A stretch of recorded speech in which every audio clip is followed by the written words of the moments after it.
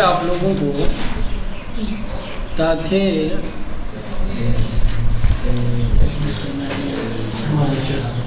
آسانی کے ساتھ سہولت کے ساتھ آپ لوگ یاد کر سکیں. ٹھیک چلے. اعوذ باللہ من الشیطان الرجیم. بسم اللہ الرحمن الرحیم. وبہ نستعین وہو خیر ناصر ومعین وصلی اللہ علی محمد وآلہ الطاہرین. اللہ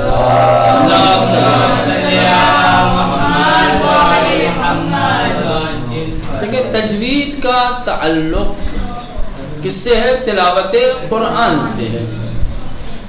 قرآن اللہ کا کلام ہے، عربی زبان. ٹھیک. اللہ کے کلام چونکہ عربی زبان میں ہے، ہر زبان کا ایک اپنا لہجہ ہوتا ہے، ہر زبان کی اپنی خاصیت ہوتی ہے، ہر زبان کے بولنے کا ایک خاص انداز، خاص طریقہ ہوتا ہے، اس کے خاص قاعدے قانون ہوتے ہیں، ہے نا. تو چونکہ قرآن اللہ کا کلام ہے، اللہ کے کلام کو صحیح طریقے سے پڑھنا اور سمجھنا ہمارے لیے ضروری ہے. اور چونکہ عربی زبان میں ہے، عربی زبان ہماری زبان نہیں ہے، تو عربی زبان میں کا لہجہ کیا ہے، عربوں کا لہجہ کیا ہے، الفاظ کے تلفظ کا طریقہ کیا ہے، جب تک کہ یہ تمام چیزیں ہم نہیں جانیں گے اس وقت تک ہم قرآن کی صحیح طریقے سے جس زبان میں ہے اس زبان کے لہجے میں اور اس زبان کے قاعدے قانون کے مطابق تلاوت نہیں کر سکتے. تو علم تجوید بنایا گیا ہے. کیا ہے؟ ایک مکمل علم جس میں کلام الہی یعنی قرآن کو صحیح عربی لہجے میں اور الفاظ کو صحیح طریقے سے تلفظ اور ادا کر کے پڑھنے کا قاعدہ اور قانون بتایا جاتا ہے. چلیں یہ سب عام باتیں آئیں گی. کیونکہ قرآن اللہ کی کتاب ہے، اس کتاب کو شروع کرنے سے پہلے کچھ آداب ہیں. ٹھیک ہے. جو ظاہری طہارت وہارت وہ سب اپنا مسئلہ ہے، الگ ہے. اس کا تعلق کیا ہے؟ تجوید سے نہیں ہے، بلکہ اس کا تعلق کس سے ہے؟ فقہ سے ہے نا. ہاں. آپ قرآن مجید کی تلاوت کرنا چاہتے ہیں، قرآن مجید پڑھنا چاہتے ہیں، تو قبل اس کے کہ آپ قرآن کی آیتوں سے تلاوت کا آغاز کریں، مستحب ہے کہ تلاوت سے پہلے استعاذہ کیا جائے. کیا کیا جائے؟ استعاذہ. تو پہلی بحث اور پہلی چیز ٹھیک ہدایت القرآن میں یا تجوید القرآن میں یہ ہے کہ تلاوت سے پہلے، تلاوت کا آغاز کرنے سے پہلے قاری قرآن کے لیے، قرآن پڑھنے والے کے لیے مستحب ہے کہ وہ استعاذہ کرے. اب یہ استعاذہ کیا ہوتا ہے؟ ابھی جتنے بھی اس طریقے کی اصطلاحیں آئیں گی، سمجھ رہے ہیں، تو ان اصطلاحوں کے دو معنی بیان کریں گے، ایک لغوی اور ایک اصطلاحی. چونکہ علم تجوید ایک علم ہے اور ہر علم کی ایک اپنی زبان ہوتی ہے. علم کی جو اپنی خاص زبان ہوتی ہے اسی کو کہا جاتا ہے اصطلاح. کیا کہتے ہیں؟ اصطلاح. ہاں. اب یہ جو استعاذہ ہے علم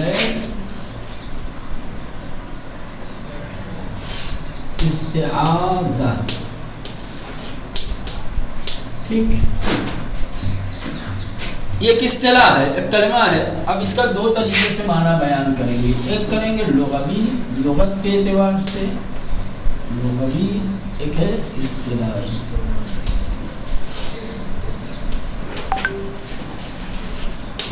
ٹھیک ہے. لغوی اور اصطلاحی فرق کیا ہے؟ لغت ہر زبان کی ایک ڈکشنری ہوتی ہے جس میں اس زبان کے الفاظ کے معنی بیان کیے جاتے ہیں. اب اردو کی بہت ساری ڈکشنری آپ کو ملے گی، جو اردو کے الفاظ ہیں، جو اردو کے کلمات ہیں، جو اردو کے شبد ہیں، اردو کے کس لفظ کا کیا معنی ہے وہ آپ کو اردو کی ڈکشنری میں ملے گا. اس کو لغت کہتے ہیں، انگلش میں ڈکشنری کہتے ہیں، اردو میں کیا کہتے ہیں بابو؟ لغت. لغت اس کتاب کو کہا جاتا ہے جس میں الفاظ کے معنی بیان کیجیے کسی ایک زبان کے. ہر زبان کی اپنی اپنی ڈکشنری ہے. انگلش کی الگ ملے گی، ہندی کی الگ ملے گی آپ کو، فارسی کی الگ ملے گی، عربی کی، ہر زبان کی ڈکشنری ملے گی. ہر زبان کی ڈکشنری میں جو جس زبان کی ڈکشنری ہوتی ہے اس زبان کے جو الفاظ ہوتے ہیں اس کے معنی وہاں پر. اب یہ چونکہ تمام چیزیں کیا ہے عربی ہے، تو عربی کی ڈکشنری میں استعاذہ عربی کی لغت کی کتاب یعنی جس میں الفاظ معنی بیان کیے گئے ہیں وہاں کیا ہے اس کا مطلب؟ استعاذہ کا مطلب پناہ چاہنا. کیا ہے مولانا؟ پناہ چاہنا. پناہ چاہنا.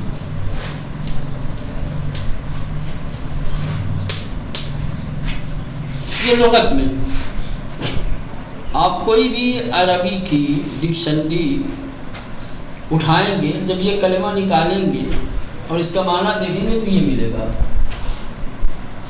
یہ تو لغوی اعتبار سے اس سے یہ صرف آشنائی کے لیے ہے، اس سے بہت زیادہ سروکار نہیں ہے.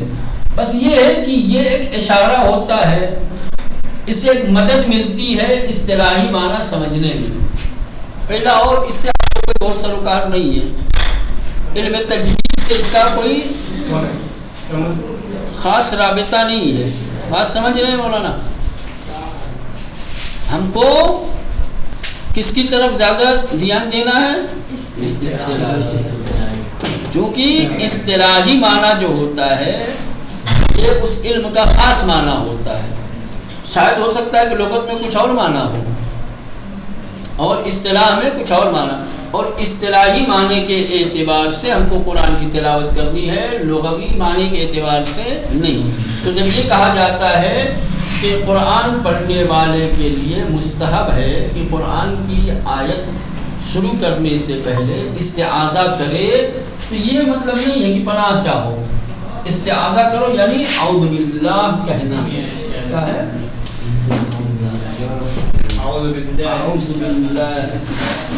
اعوذ باللہ من الشیطان الرجیم، یہ کہنا.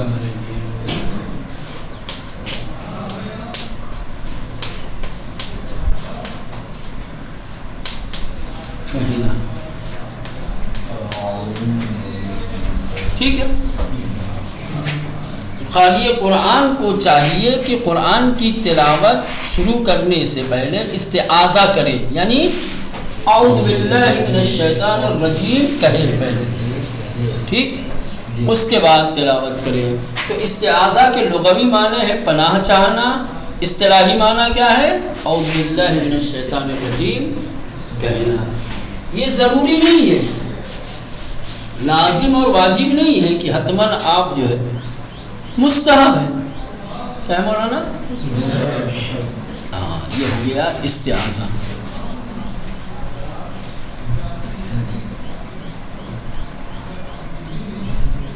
اب ایک سوال یہ پیدا ہوتا ہے کہ ظاہر سی بات ہے یہ ہم زبان سے ادا کریں گے، چونکہ یہ کلمات ہیں نا، کلمات زبان سے ادا ہوتے ہیں، کہیں اور سے تو ادا نہیں ہوتے نا. تو کیا صرف اور صرف زبان سے ادا کرنا کافی ہے؟ کرے نا. جس وقت قاری قرآن زبان سے ان الفاظ کو ادا کر رہا ہو، اپنے دل کے اندر بھی نیت کرے، اپنے دل سے بھی استعاذہ شیطان کے شر سے پناہ مانگے. دل متوجہ ہو کہ کیا کہہ رہا ہے. ایسا نہ ہو کہ الفاظ خالی زبان سے ادا کر کے، دل زبان قرآن کی تلاوت میں انسان کی زبان اور دل ساتھ ہونا چاہیے. تمام عبادتوں میں ایسا ہونا چاہیے، چونکہ ایک دعا ہے. یہ کیا ہے بہن؟ دعا ہے. تو دعا کا تعلق صرف اور صرف زبان سے نہیں. دعا جب دل کی گہرائیوں سے نکلتی ہے تب یہ استجابت تک پہنچتی ہے. آپ کیا کہتے ہیں؟ اعوذ، میں پناہ چاہتا ہوں اللہ کی. کس سے؟ شیطان سے کہ جو خدا کی بارگاہ سے نکالا گیا ہے، وہ شیطان جو خدا کی رحمتوں سے دور ہو گیا، جس کو اللہ نے اپنی بارگاہ سے نکال دیا، میں اس سے دوری میں چاہتا ہوں کہ اللہ مجھے اس سے محفوظ رکھے، یہ کہیں اپنے وسوسے کے ذریعے سے مجھے گمراہ نہ کرتے، کہیں ایسا نہ ہو کہ میرے اوپر مسلط ہو جائے، کہیں ایسا نہ ہو کہ مجھے برائیوں کی طرف لے جائے۔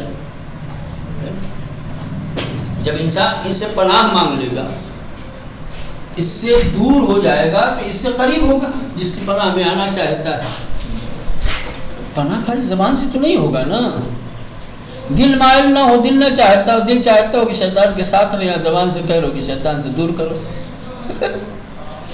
مومن کا قلب اور اس کی زبان ایک ہوتی ہے، جو دل میں ہوتا ہے وہی زبان پہ ہوتا ہے نا؟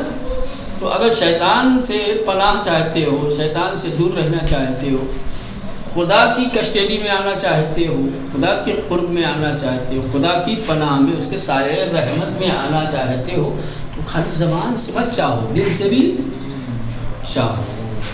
تو یہ ایک ادب بتایا گیا ہے کہ جب استعاذہ کرو تو زبان سے ادا کے ساتھ ساتھ دل میں بھی نیت کرو، بس یہ پورا ادب ہے، بتایا جا رہا ہے آپ کو۔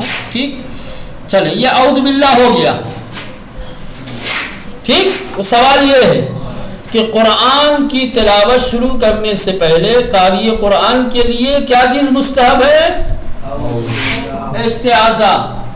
استعاذہ کا کیا مطلب ہے؟ لغت میں پناہ چاہنا، اصطلاح میں یعنی علم تجوید میں اعوذ باللہ من الشیطان الرجیم کہنا۔ کیا صرف زبان سے کہا جائے گا؟ نہ، جس وقت قاری قرآن زبان سے استعاذہ کر رہا ہو، دل میں بھی نیت ہونی چاہیے۔ ختم، ٹھیک ہے، واضح ہو گیا۔ چلو، اب دوسری چیز ہے بسملہ۔ کیا ہے؟ بسملہ۔ اب اس کے بھی دو معنی، ایک لغوی اور ایک اصطلاحی۔ بسملہ یعنی خدا کا نام زبان پر لانا، خدا کا نام زبان پر لانا، اس کو کہتے ہیں بسملہ۔ یہ لغت میں بسملہ یعنی اللہ کا نام لانا زبان پر۔ یہ اللہ، یہ بسملہ ہو گیا لغت میں۔ رحمان بسملہ ہو گیا لغت میں۔ رحیم میں نے زبان سے ادا کیا، یہ بسملہ ہو گیا کس میں؟ لغت میں۔ لیکن اصطلاح میں بسملہ کا مطلب پورا بسم اللہ الرحمن الرحیم کہنا۔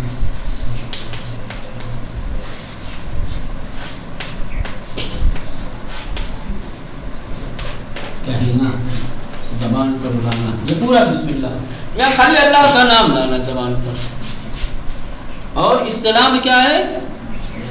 بسم اللہ الرحمن الرحیم، یہ کہنا، اس کو کہا جاتا ہے بسملہ۔ ٹھیک ہے، تو اب یہ جو بسم اللہ ہے، اب اس کے بارے میں بحث ہوگی۔ کہا پہلے کہ قرآن کی تلاوت کرنے سے پہلے مستحب ہے کہ استعاذہ کیا جائے، استعاذہ کے بعد دوسرا مستحب ہے کہ مستحب ہے یا واجب ہے، اب یہ بحث ہے بسم اللہ کہنا۔ اب یہ جو بسم اللہ کہا جائے گا، اب اس میں بحث ہے کہ کہاں بسم اللہ کہیں گے، کہاں نہیں کہیں گے۔ کیا ہر جگہ بسم اللہ کہنا چاہیے، یا کچھ جگہ پہ بسم اللہ کہنا چاہیے، کچھ جگہ پہ بسم اللہ نہیں کہنا چاہیے؟ ٹھیک ہے، دیکھیں، آدمی جو قرآن کی تلاوت کرتا ہے، یا تو کسی سورت سے تلاوت شروع کرتا ہے یا سورہ کے بیچ سے، ایسے ہی تو ہوگا، دو ہے نا؟ یا تو تلاوت کسی سورت سے شروع کرے گا، الحمد سے، انا اعطینا، قل هو اللہ، اور قل اعوذ برب الفلق، سورہ بقرہ، سورہ اعراف، سورہ ناس، جو بھی، یا تو بیچ سے کرے گا، ہے نا؟ تو اگر شروع سے کرتا ہے شروع سے اگر کرتا ہے تو کیا ہر سورہ کے شروع میں بسم اللہ کہنا پڑے گا؟ دیکھو قرآن میں کل 114 سورہ ہیں. کتنے ہیں؟ 114 سورہ ہیں. 114 سورہ میں سے 113 سورہ ایسے ہیں کہ جن کے شروع میں بسم اللہ ہے. شروع میں کیا ہے بابو؟ بسم اللہ. صرف ایک سورہ ایسا ہے کہ جس کے شروع میں بسم اللہ نہیں ہے. 10ویں پارے میں ٹھیک سورہ توبہ. کیا ہے؟ سورہ توبہ. سورہ توبہ. اس کا دوسرا نام کیا ہے؟ احزاب، آراف، کس نے کہا؟ سورہ براءت. احسن. سورہ توبہ یا سورہ براءت. قرآن میں صرف یہی ایک ایسا سورہ ہے کہ جس سورہ کے شروع میں بسم اللہ، باقی 113 سورہ کے شروع میں بسم اللہ ہے. ہمارے شیعہ اعتقاد کے مطابق یہ جو 113 سورہ کے شروع میں بسم اللہ ہے وہ سورہ کا جز ہے. کیا ہے؟ سورہ کا جز ہے، سورہ کا حصہ ہے، سورہ کی ایک آیت ہے. تو جب ہم نے بسم اللہ کو سورہ کا حصہ مان لیا اور شروع سے ہمیں پڑھنا ہے تو بسم اللہ کے بغیر اگر سورہ پڑھیں گے تو سورہ پورا ہوگا کہ ادھورا رہے گا؟ ادھورا رہے گا. لہذا ضروری ہے کہ اگر ہم سورہ کے شروع سے پڑھ رہے ہیں، قرأت کرنا چاہتے ہیں، کیا کریں؟ بسم اللہ سے شروع کریں. واجب ہے بسم اللہ کا پڑھنا. بغیر بسم اللہ کے آپ سورہ سے تلاوت کریں گے تو آپ کی تلاوت پوری نہیں ہوگی. یہ کہیں گے حرام ہے، یہ کہیں گے کہ حرام ہے. حرام نہیں ہے، تلاوت آپ کی ادھوری ہے. آپ نے چھوڑ دی ہے نا. نماز پڑھیں گے تو نماز نہیں ہوگی آپ کی. سمجھ لیں؟ صحیح نہیں. ہاں یہ ہو گیا. یہ نماز صحیح نہیں ہوگی چونکہ سورہ ادھورا ہے نا. ہمارے یہاں حمد اور حمد کے بعد ایک مکمل سورہ پڑھنا واجب ہے. کیا ہے؟ مکمل پورا سورہ پڑھنا واجب ہے. آپ نے تو ایک آیت چھوڑ دی تو سورہ کہاں مکمل ہوا؟ نماز چلے. تو ٹھیک یہ سمجھ میں آیا؟ ہاں کہ اگر ہم تلاوت سورہ کے شروع سے کر رہے ہیں تو ضروری ہے کہ سورہ کے شروع میں بسم اللہ کو پڑھا جائے. کیوں؟ اس لیے کہ بسم اللہ سورہ کا حصہ ہے. ٹھیک. اب اگر بیچ سے آپ پڑھ رہے ہیں تو بیچ میں تو بسم اللہ ہے نہیں، لیکن آداب ہے. آداب میں تلاوت میں سے یہ ہے کہ اگر آپ قرآن کی تلاوت کسی ایسی جگہ سے کر رہے ہیں جو سورہ کی ابتدا نہیں ہے، سورہ کے بیچ سے، تو مستحب ہے بسم اللہ. کیا ہے؟ واجب نہیں ہے. ٹھیک.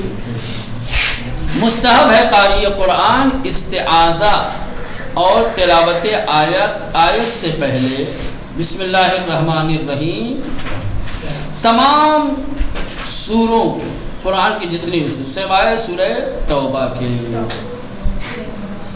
سورہ توبہ میں بسم اللہ نہیں ہے، ممنوع ہے. ٹھیک مولانا؟ اچھا ایک بحث اور بتا دوں اب یہ جانکاری کے لیے، کتاب میں نہیں ہے آپ کے. قرآن میں بسم اللہ کتنی بار آیا ہے؟ 113 میں تو آ گیا ہے. لیکن بسم اللہ قرآن میں 114 بار آیا ہے. اس میں نہیں آیا تو 113 ہو گیا. ایک سورہ ایسا ہے کہ جس سورہ میں ایک تو شروع میں ہے بسم اللہ اور ایک بیچ میں آیا ہے. کون سا سورہ ہے؟ سورہ نمل ہے یا سورہ سبا ہے؟